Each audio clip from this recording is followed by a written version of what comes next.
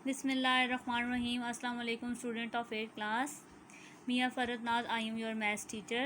In previous lecture, we solved exercise 1.3, 1.4 and 1.5.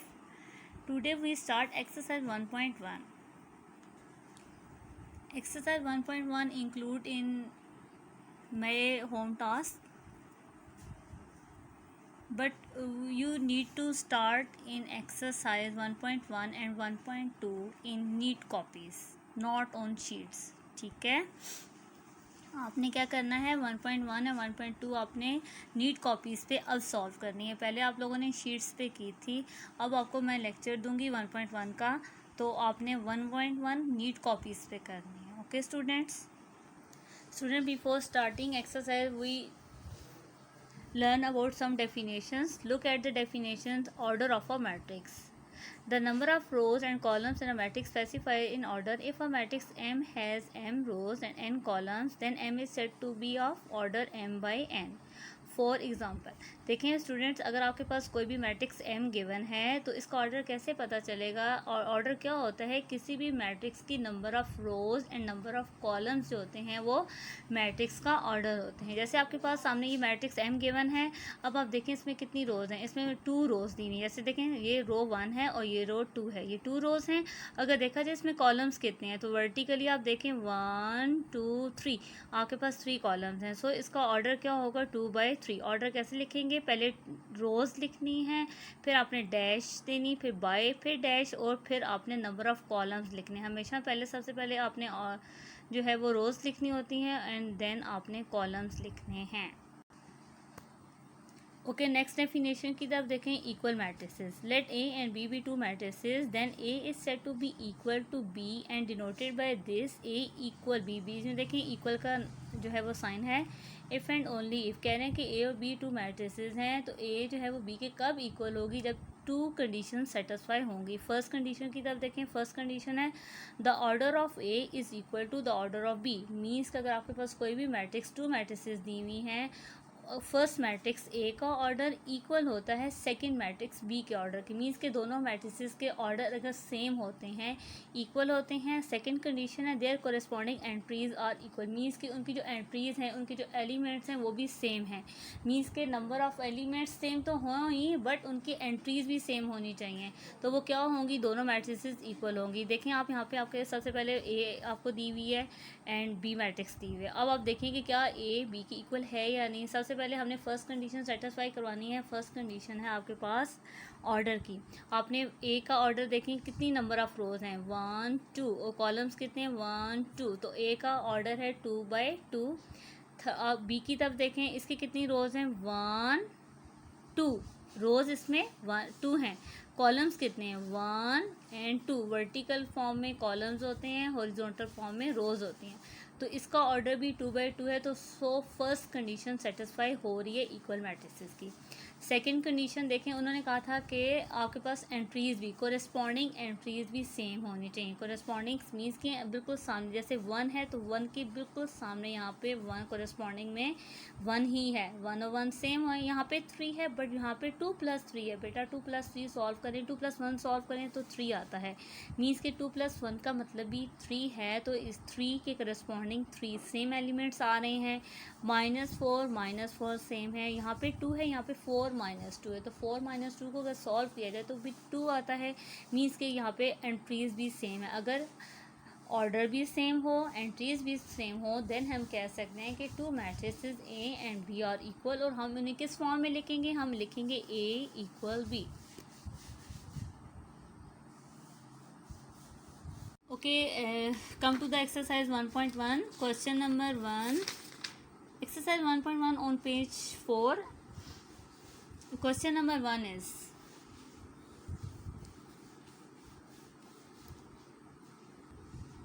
question number 1, find the order of the following matrices. आपको उन्होंने matrices दे दी हैं, आपने सब matrices का ऑर्डर बताना है।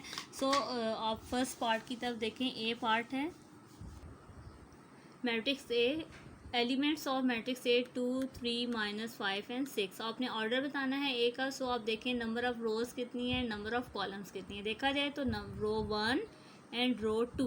कॉलम्स देखें, कॉलम 1 कॉलम 2 मीन्स कि आपके पास मैट्रिक्स ए की 2 रोज एंड 2 कॉलम्स हैं। तो आप ऑर्डर कैसे लिखेंगे? Order of A is 2 by 2, 2 पर डैश डालनी है, बाय एंड डैश देन 2 लिखना है आपने।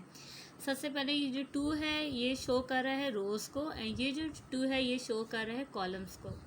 इसी तरह से आपने बाकी पार्ट्स भी इसके सॉल्व कर लेने हैं। बट एफ पार्ट की तरफ देखें, यहाँ पे आपके पास एफ मैट्रिक्स गिवन है, यहाँ पे आपके पास जस्ट 2 एलिमेंट है। तो कह रहे हैं कि आप इसका ऑर्डर बताएं। अगर देखा जाए ये 2 जस्ट लिखा हुआ है तो मीन्स कि अगर हॉरिजॉन्टल फॉर्म में देखा जाए तो ये 1 रो है, और वर्टिकल फॉर्म में जब हम इसे चेक करेंगे तो ऐसे कॉलम 1 बनेगा, मीन्स इसकी रोज भी 1 है और कॉलम भी 1 है। तो इसका ऑर्डर ऑफ एफ क्या होगा? 1 बाय 1, मीन्स के 1 row and 1 column. Okay, question number 2 की तरफ देखें। Which of the following matrices are equal? आपको कुछ मैट्रिसेस गिवन होंगी और आपने बताना होगा कि कौन सी मैट्रिक्स जो हैं वो इक्वल हैं।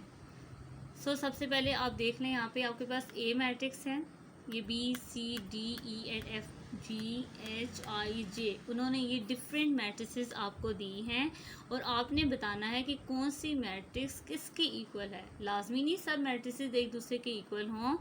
ए मैट्रिक्स जो है वो सी के इक्वल आ रही है, बी मैट्रिक्स आई के इक्वल आ रही है, ई मैट्रिक्स एच और जे, मीन्स के ये 3 मैट्रिसेस ऐसी हैं ये तीनों इक्वल हैं, और एफ जी के इक्वल है। ये क्यों इक्वल हैं? इक्वल के भी हमने डेफिनेशन पढ़ी थी कि ऐसी मैट्रिक्स जिसका ऑर्डर भी इक्वल हो, मीन्स के सेम ऑर्डर होना चाहिए और उनकी कोरेस्पॉन्डिंग एंट्रीज भी सेम हो, देन वो 2 मैट्रिसेस इक्वल होती हैं। हम देखते हैं फर्स्ट पार्ट की तरफ, ए इक्वल है सी के। कैसे? आपने यहाँ पे डिफरेंट मैट्रिसेस दी हुई है, उसमें चेक करना है। जैसे यहाँ पे देखें ए मैट्रिक्स है तो इसका ऑर्डर क्या है? 1 बाय 1, मीन्स कि इसकी रो भी 1 है, कॉलम भी 1 है, और आपने सब में चेक करना है कौन सी ऐसी मैट्रिक्स है जिसका ऑर्डर 1 बाय 1 है। यहाँ पे देखें, यहाँ पे तो 1 रो है बट कॉलम 2 है, सो ये तो इक्वल हो ही नहीं सकती बी के। नेक्स्ट वाली की तरफ देखें, सी है, 5 माइनस 2 लिखा हुआ है, सॉल्व करेंगे तो 5 माइनस 2 भी क्या बनता है? 3। जब 3 आ जाएगा तो देखें उसकी रो भी 1 है, कॉलम भी 1 है, मीन्स के दोनों का ऑर्डर सेम है, एक ऑर्डर सी के सेम है। अब क्या कोरेस्पॉन्डिंग एंट्रीज भी सेम हैं? तो देखा जाए यहाँ पे एंट्री 3 है और सी में एंट्री 3 ही बन रही है। 5 माइनस 2 एलिमेंट क्या बन रहा है? एंट्रीज को एलिमेंट कहा जाता है, चाहे एंट्रीज का वर्ड यूज़ हो या एलिमेंट्स का। 5 में से 2 माइनस करेंगे 3 आएगा। सो सी मैट्रिक्स का जो एलिमेंट है वो भी 3 है, कोरेस्पॉन्डिंग एंट्रीज भी सेम आ रही हैं एंड कॉलम भी, और आप देख लें ऑर्डर भी इनका सेम है, देन हम कह देंगे कि ए जो है वो सी के इक्वल है। इसी तरह आपने बाकी सारी चेक कर लेनी है।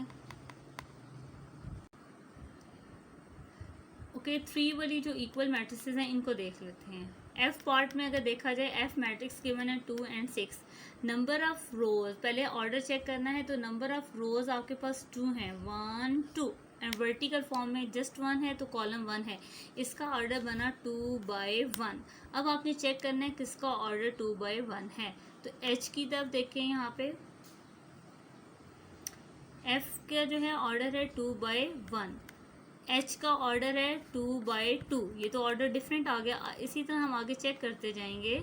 जी की तरफ देखें, 3 माइनस 1 2, 3 में से 1 माइनस करेंगे 2 आएगा, 3 में 3 प्लस करेंगे तब भी आपके पास 6 आएगा, ठीक है। 3 माइनस 1 2, 3 प्लस 3 6। अगर देखा जाए इन दोनों की कोरेस्पॉन्डिंग एंट्रीज सेम आ रही हैं, और ऑर्डर अगर देखा जाए इसका ऑर्डर था 2 बाय 1, इसका ऑर्डर चेक करेंगे, इसका ऑर्डर 2 रोज हैं एंड 1 कॉलम है, इसका ऑर्डर भी 2 बाय 1 है। इट मीन्स कि एफ एंड जी ऐसी मैट्रिसेस हैं कि इनका ऑर्डर भी सेम है और इनकी कोरेस्पॉन्डिंग एंट्रीज भी सेम हैं, देन हम कह देंगे f matrix is equal to g. और नेक्स्ट आप देखिए, यहाँ पे देख सकते हैं ई एच और जे, इसी तरह से आपने चेक करना है इन तीनों का ऑर्डर भी सेम होगा, कोरेस्पॉन्डिंग एंट्रीज भी सेम होंगी, एंड बी आई के इक्वल है, बी के ऑर्डर भी सेम होगा आई के साथ, और बी की एंट्रीज आई के साथ इक्वल होंगी। Okay, look at the question number 3. Find the values of A, B, C and D which satisfy the matrices equation. क्या कह रहे हैं कि अगर आपके पास मैट्रिक्स की इक्वेशन सेटिस्फाई हो रही है, आपने वैल्यूज़ बतानी है a b c and d की। A b c and d English के अल्फ़ाबेट्स हैं जो आपके पास अननोन है, आपने अननोन्स की वैल्यूज़ बतानी है। अगर देखा जाए क्वेश्चन में आपको 2 मैट्रिसेस गिवन हैं और मिड में उनके इक्वल का साइन है, इट मीन्स के 2 मैट्रिसेस जो हैं वो इक्वल हैं। अगर 2 मैट्रिसेस इक्वल हैं तो इट मीन्स के इनके कोरस्पॉन्डिंग एंट्रीज भी इक्वल होंगी। सो हम क्या करेंगे, कोरस्पॉन्डिंग एंट्रीज को इक्वल करके हम इक्वेशंस के नेम दे देंगे। नंबर 1 की तरफ देखें, ए प्लस सी के कोरस्पॉन्डिंग आपके पास एंट्री जो आ रही है वो 0 आ रही है। सो हम क्या किया, हमने ए प्लस सी लिखा, बीच में इक्वल का साइन और 0 लिखा, और ये इसको कह दिया हम, हमारे पास इक्वेशन 1 है। सिमिलरली आपने क्या करना है, ए प्लस 2b के कोरस्पॉन्डिंग -7 आ रहा है, आपने ए प्लस 2b को इक्वल टू -7 लिखा और इसको सेकेंड इक्वेशन कह दिया। इसी तरह से आप लोग c-1 को 3 कह देंगे, इक्वेशन 3 बनेगी। 4d-6 को इक्वल टू d कह देंगे, आपके पास इक्वेशन 4 बन जाएगी। आपने इन इक्वेशंस को सॉल्व करना है, सॉल्व करके आपने उनकी अननोन्स की वैल्यू फाइंड करनी है। देखिए यहाँ पे इक्वेशन 3 और 4 के नेम्स दिए हुए। अब आपने इनको कैसे सॉल्व करना है, सबसे पहले आपने वो वाली इक्वेशन उठानी है जिसमें जस्ट 1 एलिमेंट हो। मीन्स कि बाकी में इक्वेशंस में देखा जाए तो डिफरेंट 2 एलिमेंट्स भी आ रहे हैं, तो आपके पास इक्वेशन 3 इक्वेशन ऐसी है जिसमें आपके पास जस्ट 1 जो है वो अननोन आ रहा है। देखें c-1 = 3, तो इसको हम इजीली सॉल्व कर सकते हैं। तो सबसे पहले हमने ये देखना है कि जो इक्वेशन इजीली सॉल्व हो रही है वो हो जाए। सी की वैल्यू अगर फाइंड करनी है, -1 को राइट साइड पे लेके जाएंगे, -1 है राइट साइड पे जाकर वो +1 हो जाएगा। मीन्स कि लेफ्ट साइड पे अगर कोई वैल्यू माइनस हो रही हो, उसे कैंसिल करने के लिए राइट पे जाके हम प्लस करते हैं। ऑपोजिट आपने रिलेशन करना होता है, माइनस है तो प्लस, प्लस है तो माइनस। 3 + 1 4 आ जाएगा, c = 4। आपके पास c की वैल्यू आ गई है 4। अब आपने इक्वेशन 4 को देखें तो वहाँ पे आपके पास अननोन 2 गिवन है, बट आपके पास सेम अननोन है। यहाँ पे अगर आपको d गिवन है तो यहाँ पे भी d है, डिफरेंट अननोन्स नहीं है, सेम है। सो आपने इक्वेशन 4 को सबसे पहले सॉल्व करना है। इक्वेशन 4 लिखेंगे, 4d। अब पहले सबसे पहले आपने यहाँ पे इक्वेशन 4 लिखनी है जो मेन फॉर्म में, 4d-6 = 2d। अब आपने क्या करना है, आपने अननोन d की वैल्यू फाइंड करनी है। तो d वालों को जिसकी वैल्यू फाइंड करनी होती है उसे लेफ्ट साइड पे लिखते हैं, बाकी अदर एलिमेंट्स को राइट साइड पे लेके जाते हैं। जैसे 4d है तो आपने 2d को लेफ्ट साइड पे लेके आएंगे, यहाँ पे प्लस था, लेफ्ट साइड पे आके माइनस हो गया, और -6 को राइट पे जब लेके जाएंगे, -6 वहाँ पे राइट पे जाके +6 बनेगा।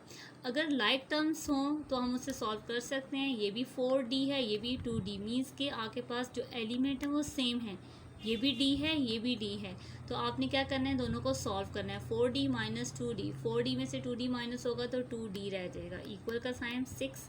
आपने d की वैल्यू फाइंड करनी है, 2d की नहीं करनी। इट मीन्स के 2 नहीं होना चाहिए, 2 मल्टीप्लाई हो रहा है, कैंसिल करने के लिए राइट पे जाके डिवाइड करेंगे। 6 को 2 पे डिवाइड करें, कैंसिलेशन कैसे होगी, 2 1s are 2, 2 3s are 6। Numerator में 3, डिनोमिनेटर में 1। डिनोमिनेटर में अगर 1 हो तो लिखने की कोई ज़रूरत नहीं होती, आपने क्या करना है, जस्ट d = 3 आ गया। ओके, नेक्स्ट देखा जाए तो अब कौन सी वैल्यूज़ रह गई हैं। नेक्स्ट अगर आप देखें अभी हमारे पास c और d की वैल्यू आई है, हमारे पास अभी a और b रह गए हैं। आपने इक्वेशन 3 को भी सॉल्व कर लिया, इक्वेशन 4 को भी सॉल्व कर लिया। अब कौन सी इक्वेशंस रहेगी, रिमेनिंग इक्वेशंस हैं 1 और 2। सबसे पहले आप इक्वेशन 1 को देखें। इक्वेशन 1 आपके पास थी, इक्वेशन 1 को अगर देखा जाए वो थी a + c = 0। आपने इक्वेशन 1 को दोबारा लिखना है। इक्वेशन 1 लिखने के बाद a + c = 0 थी, तो आपने c की वैल्यू आपने ऊपर फाइंड की है, c की प्लेस पे आपने c की वैल्यू पुट करनी है। a + c की प्लेस पे c की वैल्यू पुट करनी है 4 पुट किया। अगर आपने a फाइंड करना है, 4 को राइट पे लेके जाएंगे, -4 आ जाएगा, a = -4 आ गया। अब आपने सेकंड इक्वेशन लिखनी है। सेकंड इक्वेशन में आपने क्या करना है, a की वैल्यू पुट करनी है। सेकंड इक्वेशन देख लेते हैं अगेन। सेकंड इक्वेशन थी हमारे पास a + 2b = 7। आपने क्या करना है, b की वैल्यू फाइंड करनी है। 2 की आपने अभी ऊपर फाइंड कर ली, 2 की वैल्यू यहाँ पे आपने a की वैल्यू जो आपने अभी फाइंड की है वो पुट करेंगे, ठीक है। a की प्लेस पे a की value, 2b as it is equal -7 as it is. a की प्लेस पे a की वैल्यू -4 पुट की। अब आपने अगर b की वैल्यू फाइंड करनी है, -4 कांस्टेंट वैल्यू है, कांस्टेंट को राइट पे लेके जाएंगे, -4 वहाँ पे जाके +4 हो जाएगा, प्लस माइनस 7 में से 4 माइनस करेंगे 3 आएगा, बड़ी वैल्यू के साथ साइन है नेगेटिव, तो नेगेटिव साइन लगेगा। अगर b की वैल्यू फाइंड करनी है 2 उसके साथ नहीं होना चाहिए, 2 मल्टीप्लाई हो रहा है, तो जो टर्म मल्टीप्लाई हो रही होती है उसको कैंसिल करने के लिए राइट पे जाके हमने क्या करना होता है, डिवाइड करना होता है। 2 राइट पे जाके डिवाइड हो जाएगा, तो b की वैल्यू होगी -3 एंड 3/2 आ गई है। लास्ट में आप लोग ये कर सकते हैं, आप अगेन वैल्यूज़ लिख सकते हैं, means a is equal to this, b is equal to this, c is equal to this and d is equal to this. ये आपकी एक्सरसाइज 1.1 थी, ये आपने नीट कॉपीज़ पे कर लेनी है कंप्लीट, और पीडीएफ भी मैं आप लोगों को सेंड कर दूँगी।